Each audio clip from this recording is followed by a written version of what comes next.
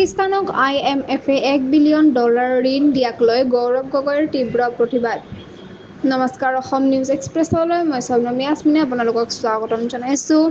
আজিৰ মুখ্য সংবাদ IMFে পাকিস্তানক $1 বিলিয়ন ঋণ দিয়াৰ কথা ঘোষণা কৰাৰ পিছতেই অসমৰ সাংসদ গৌৰৱ গগৈয়ে অসন্তোষ প্ৰকাশ কৰিছে আৰু মন্তব্য দিছে যে পাকিস্তানৰ পেহেলগামত হোৱা আক্ৰমণৰ পিছতো এনে ঋণ দিয়া অত্যন্ত দুখজনক।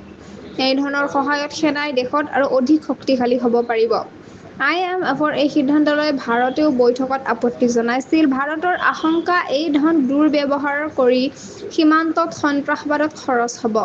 কিন্তু ভোটৰ সময়ত ভাৰতে ভোট নিদিয়ে, মাত্ৰ প্ৰতিবাদ জনায়।